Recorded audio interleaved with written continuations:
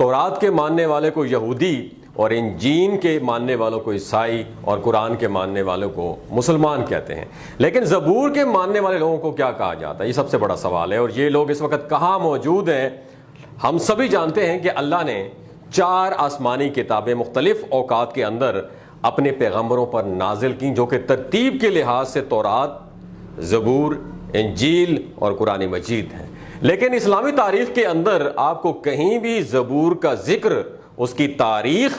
یا اس کی تفصیلات کہیں بھی جاننے کو نہیں ملیں گی۔ پر ایسا کیوں ہے؟ کیوں اس الہامی کتاب کو آج بھی دنیا میں اتنا زیادہ ڈسکس نہیں کیا جاتا جتنا کہ تورات، انجیل اور قرآن پاک کو کیا جاتا ہے؟ کیا یہ اس وقت بھی اپنی اصلی حالت کے اندر موجود ہے؟ اس میں کیا لکھا ہوا ہے یا پھر اس میں کیا کیا موجود ہے؟ آج کی اس ویڈیو میں ہم انہی سوالات کے جوابات جاننے کی کوشش کریں گے، تو رہیے گا میری ویڈیو کے آخر تک، بہت کچھ سیکھنے کو موقع ملے گا آپ کو۔ زبور حضرت داؤد علیہ السلام پر نازل ہونے والی کتاب تھی، جسے سمجھنے سے پہلے اس کی نزول کا وقت اور اس کی ضرورت کو سمجھنا انتہائی ضروری ہے۔ فرعون مصر کی 400 سال کی غلامی میں رہتے ہوئے بنی اسرائیل قوم کو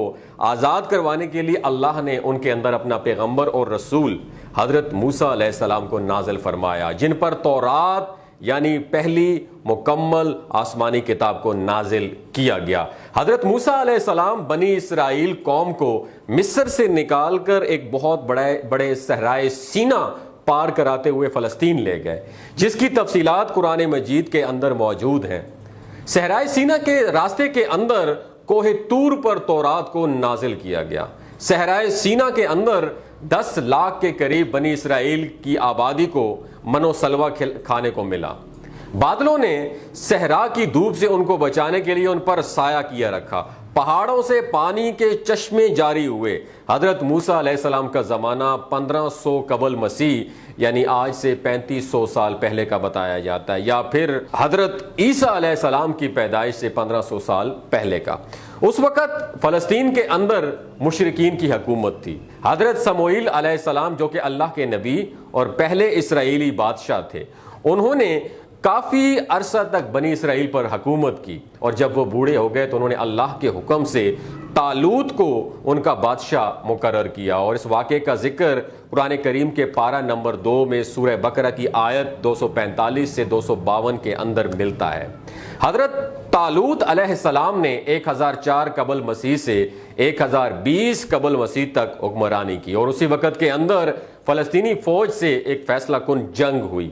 بنی اسرائیل اس وقت بہت ہی مالی اور عسکری طور پر کمزور تھی، اور اپنی طاقت کے نشے کے اندر فلسطینی فوج نے یہ اعلان کیا کہ ہمارے سب سے طاقتور سپاہی جالوت کو اگر تم میں سے کوئی شخص ہرا دے گا یا پھر اسے قتل کر دے گا تو یہ پورے کا پورا فلسطین بنا لڑائی کے تمہارا ہو جائے گا۔ طالوت علیہ السلام نے یہ اعلان کیا کہ جو بھی شخص یہ کام کرے گا میں اپنی بیٹی کی شادی اس سے کروں گا، اور وہ بنی اسرائیل کا اگلا بادشاہ ہوگا۔ اسی دوران حضرت داؤد علیہ السلام جو کہ اس وقت بکریاں چرایا کرتے تھے سامنے آتے ہیں، اور ایک ہی وار میں اس جائنٹ کو جہنم واصل کر دیتے ہیں، اور وعدے کے مطابق اب فلسطین بنی اسرائیل کے حوالے کر دیا جاتا ہے۔ اسی فلسطینی فوج سے تابوت سکینہ بھی واپس لے لیا گیا، جس کے اندر حضرت موسیٰ علیہ السلام اور حضرت ہارون علیہ السلام کے تبرکات تھے۔ حضرت طالوت علیہ السلام کی وفات کے بعد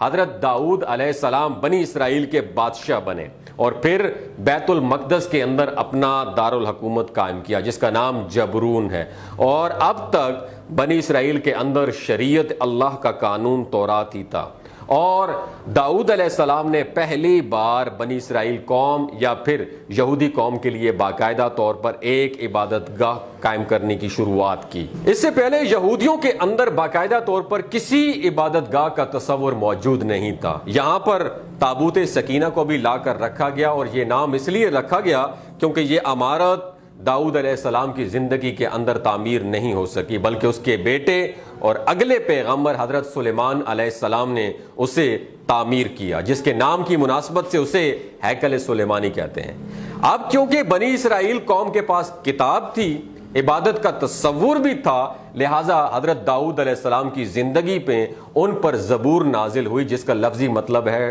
ٹکڑا، پیس۔ اب یہاں پر سب سے اہم اور سمجھنے کی بات یہ ہے کہ زبور کوئی شریعت کی کتاب نہیں ہے، بلکہ اللہ کی تعریف اور حمد و ثنا سے بھری ہوئی کتاب ہے، کیونکہ اللہ نے حضرت داؤد علیہ السلام کو لوہے کو نرم کرنے کی طاقت اور انتہائی خوبصورت آواز عطا کرنے کے ساتھ ساتھ اللہ کی حمد و ثنا اتنے خوبصورت انداز کے اندر بیان کرنے کا معجزہ عطا کیا تھا جو کہ آج تک کسی اور کو عطا نہیں کیا۔ زبور کی پوری کتاب بھی اللہ کی تعریف اور اس کی بڑائیوں اور حمد و ثنا سے بھری ہوئی ہے۔ اس کے اندر زندگی گزارنے کی کوئی احکامات موجود نہیں ہیں، نہ ہی کوئی تاریخی پیشن گوئیاں، اخلاقیات، ایسا کوئی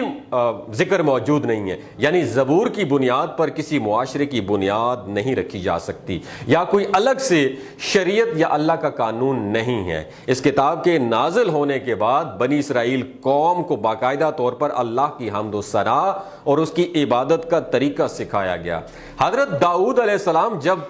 ساز کے ساتھ زبور کی تلاوت کیا کرتے تو آسمان، پہاڑ، دریا،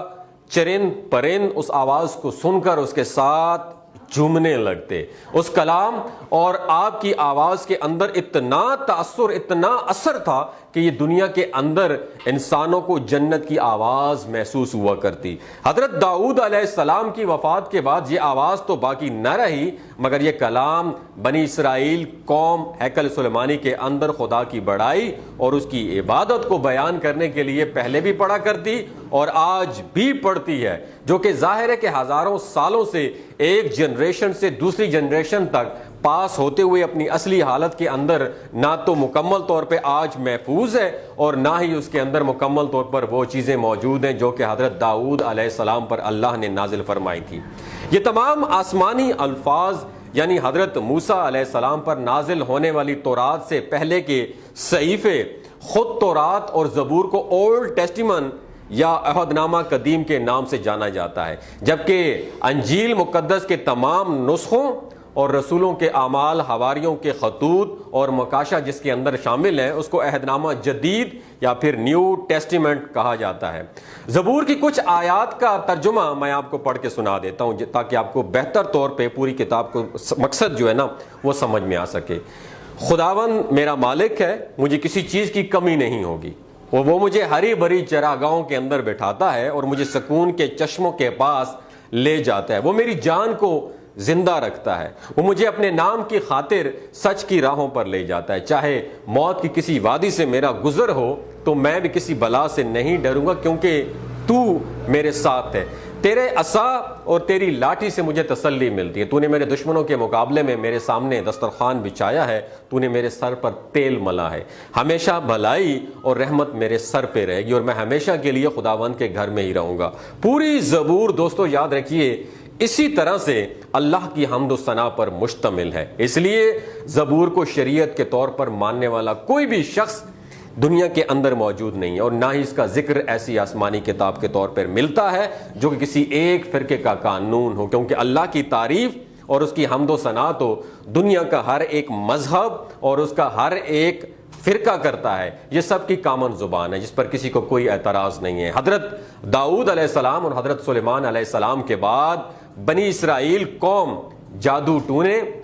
سود خوری، ظلم اور تورات کی آیات کو پیسے اور اپنے فائدے کے بدلے میں جب بدلنے لگی تو ان کی اصلاح کے لیے انہی میں سے ایک آخری پیغمبر حضرت عیسیٰ علیہ السلام بھیجے گئے، جن کی شریعت بھی تورات ہی تھی اور ان پر جو کتاب انجیل مقدس نازل ہوئی اس کا موضوع تزکیہ نفس، اخلاق کی اصلاح اور حکمت کا بیان ہے، کیونکہ یہود کے علماء کے اندر اس وقت جو بگاڑ موجود تھا وہ اخلاقی طور پر تھا، اس لیے تورات کی باقی تمام شریعت کو بالکل ویسے ہی رکھا گیا، لیکن انجیل کی صورت کے اندر کچھ احکام اللہ نے نازل کر کے ان کی اصلاح کی کوشش کی ہے، لیکن ان لوگوں نے عیسیٰ علیہ السلام کو بھی جھوٹا کہہ کر ان کا بھی انکار کر دیا۔ حضرت عیسیٰ علیہ السلام کی آمد آج سے تقریباً 2000 سال پہلے تھی، اس کے بعد نبوت بنی اسرائیل کے اندر ختم ہو گئی اور وہاں سے نبوت حضرت ابراہیم علیہ السلام کے دوسرے بیٹے حضرت اسماعیل علیہ السلام کی نسل کے اندر منتقل ہو گئی، اور یہی وجہ ہے کہ یہود اللہ کے رسول صلی اللہ علیہ وآلہ وسلم اور دین اسلام کے شدید مخالف اور دشمن ہیں، کیونکہ اللہ کے رسول صلی اللہ علیہ وآلہ وسلم کی بنو اسماعیل کے اندر آمد سے ان کے خاندانی مذہبی قیادت یا پھر بنو یعقوب کی قیادت آلموسٹ ختم ہو گئی تھی، اور امت مسلم